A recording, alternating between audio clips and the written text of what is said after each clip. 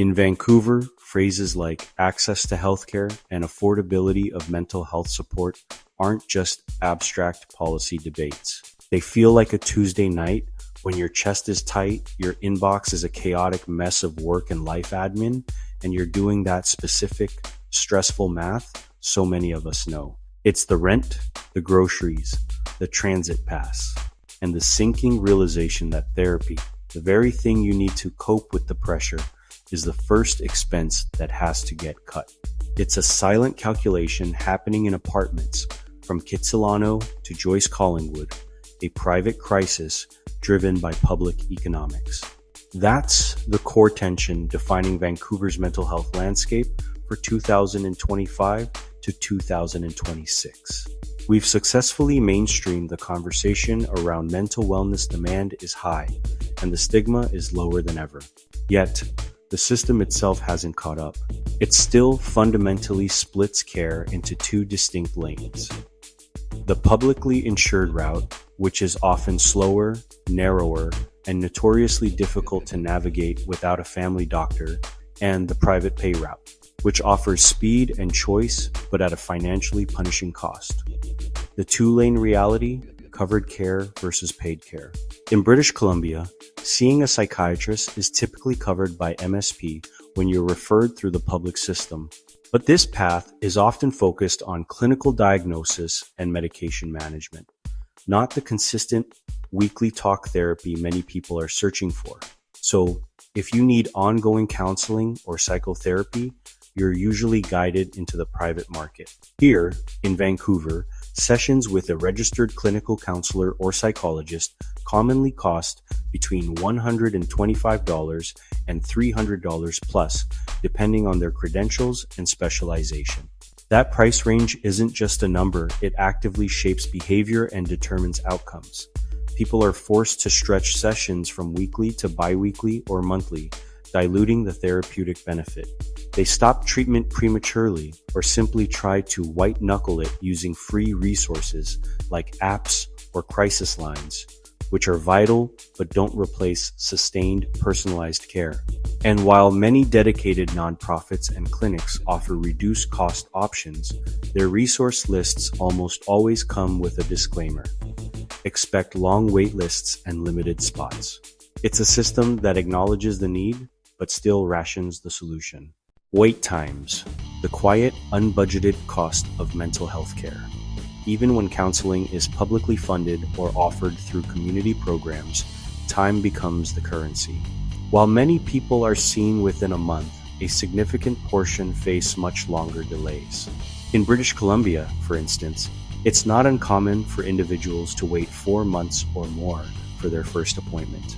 This prolonged period of anticipation can be incredibly taxing, as individuals are left to manage their deteriorating mental health alone, often leading to a worsening of symptoms and increased distress. For millennials, that delay hits during peak pressure years. They're navigating career instability, caregiving for aging parents, soaring childcare costs, and the immense strain of Vancouver's affordability crisis. With projected 2025 rents for a one-bedroom apartment exceeding $2,800, the financial pressure is relentless. By the time help finally arrives, what started as a manageable issue has often spiraled into a significant crisis, impacting work, relationships, and overall well-being. As we look ahead to 2025 and 2026, both provincial and federal governments are navigating a complex landscape where economic pressures and public health needs intersect. So, what are their key priorities when it comes to mental health and substance use care? On the provincial side, British Columbia is doubling down on its strategy to integrate mental health into the broader healthcare system. This means continuing to expand primary care access through team-based clinics and improving pathways to specialized services, including crucial mental health and addiction supports. The goal is to make asking for help as routine as a regular checkup. A highly visible part of this landscape is the growth of Foundry, which offers integrated services for youth aged 12 to 24. Its expansion, including virtual services, is vital because it normalizes same-day, youth-friendly entry points and reduces geography as a barrier, the announcement of a new Foundry site for Surrey, backed by provincial funding and tied to Health Canada support, signals that youth mental health remains a headline priority. At the federal level, the approach is different. Budget 2025 embeds mental health-related supports within broader initiatives like youth employment and wraparound programming. This means counseling might be offered as part of a package of supports for at-risk youth, reinforcing Ottawa's perspective of treating mental health as intrinsically tied to economic participation and stability. However, this strategy faces criticism. Advocacy groups continue to argue that bundling services isn't enough for the sheer scale of need, and they are intensifying calls for a dedicated, long-term Canada mental health transfer to provinces to build system capacity from the ground up. The digital front door, help is easier to find, not always easier to get. The most Vancouver 2025 thing imaginable is this. You're more likely to encounter mental health content first on your phone than try to reverse engineer a real appointment from there. B. C. Promotes a growing menu of virtual mental health supports and navigation tools. And research on digital service delivery, including Foundry Virtual, shows real potential, especially for quick access and reduced stigma, while also highlighting barriers like the digital divide and uneven ability to engage consistently online. Meanwhile, popular platforms keep shaping what people think care looks like. A UBC-facing write-up on TikTok and youth mental health points to how young Canadians use TikTok to learn about mental health and connect to services helpful but also messy because algorithms don't come with clinical supervision. And yes, burnout culture is everywhere. Scroll Vancouver adjacent feeds and you'll see the same themes. I'm exhausted. I can't afford help.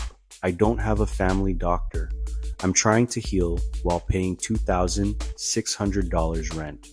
Social posts aren't peer-reviewed evidence, but they are a real-time mirror of what people are experiencing and normalizing.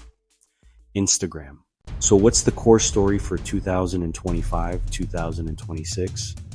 It's progress and strain at the same time. Progress. More public messaging, more virtual options, more integrated youth services, more recognition that mental health belongs in the healthcare conversation.